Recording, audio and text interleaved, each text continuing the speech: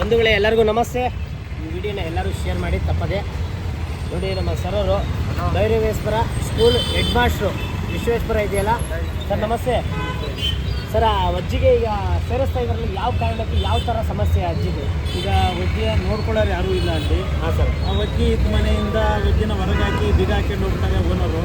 ಅಲ್ಲಿ ಬಾಡಿಗೆ ಕಟ್ಟೋರು ಗತಿ ಇಲ್ಲ, ವಜ್ಜಿ ಊಟ ಹಾಕೋರು ಗತಿ ಇಲ್ಲ.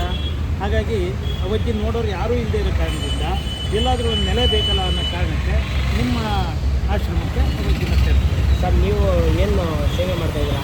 ನಾನು ಹೈಸ್ಕೂಲ್ ಮುಖ್ಯ ಶಿಕ್ಷಕನಾಗಿ ಕೆಲಸ ಮಾಡ್ತಾಯಿದ್ದೇನೆ. ಜೊತೆಗೆ ಇಂಥ ಸಮಾಜ ಕಾರ್ಯಗಳನ್ನು ಕೂಡ ಮಾಡ್ತಾ ಇರ್ತೇನೆ. ಅವಜ್ಜಿ ಹಿಂಗೆ ಅನಾಥವಾಗಿ ಬೀದಿ ಬದಿನಲ್ಲಿ ಮಲ್ಕೊಂಡಿದ್ದೆ ಅನ್ನೋದು ಗೊತ್ತಾಯಿತು. ಅವಜ್ಜಿಗೆ ಯಾರೂ ದಿಕ್ಕಿಲ್ಲ ಅನ್ನೋದು ಗೊತ್ತಾಯಿತು. ಆ ಸಂದರ್ಭದಲ್ಲಿ ಓದಿ ನೋಡಲಾಗಿ ಅವಜ್ಜಿಗೆ ಏನಾದರೂ ಒಂದು ವ್ಯವಸ್ಥೆ ಕಲ್ಪಿಸಬೇಕಲ್ಲ ಅನ್ನೋ ಉದ್ದೇಶಕ್ಕೆ ಈ ಗಂಗಾಧರರು ನೀವು ಏನಿದ್ದೀರಾ, ನೀವು ಈ ಸಂಸ್ಥೆ ನಡೆಸ್ತಾ ಇದ್ದೀರಾ, ಆಶ್ರಮ ನಡೆಸ್ತಾ ಇದ್ದೀರಾ ಅಂತ ಗೊತ್ತಾಯಿತು. ಅದಕ್ಕೋಸ್ಕರ ಅವಜ್ಜಿನ ಅಲ್ಲಿ ಆಶ್ರಮ ಸೇರಿಸ್ಕೊಳ್ಳಿ ಅಂತ ಪೊಲೀಸ್ನವ್ರ ಮುಖಾಂತರ ಕರೆಸಿ ಅದನ್ನೆಲ್ಲ ಏನು ಎಂಕ್ವೈರಿ ಮಾಡಿಸಿ ನೋಡಿ. ಲೆಟ್ರ್ ಕೂಡ ಮಾಡಿಸ್ಕೊಟ್ಟಿದ್ದಾರೆ ನೋಡಿ. ಟೌನ್ ಸ್ಟೇಷನು ಹಾಗೆ ನೋಡ್ತಾ ಇದ್ರಲ್ಲ, ಇದು ಟೌನ್ ಸ್ಟೇಷನ್ ಅಂದರೆ ವಿಡಿಯೋ ಕೂಡ ಮಾಡ್ತಾ ಇರೋದು. ದಯವಿಟ್ಟು ರೀ ಈ ವಿಡಿಯೋನ ಶೇರ್ ಮಾಡಿರಿ. ನನಗಾಗಿ ಯಾಕಂದರೆ ಅವರ ಫ್ಯಾಮಿಲಿ ಸಿಗಲಿ ಅಂತ ನೋಡಿ. ಪಾಪ ವಯಸ್ಸಾದ ತಾಯಿ ಇಷ್ಟು ದಿನ ಎಲ್ಲಿ ಬೆಳೀತು ಏನು ಎತ್ತ ಅಂತ ಗೊತ್ತಿಲ್ಲ ನೋಡಿ.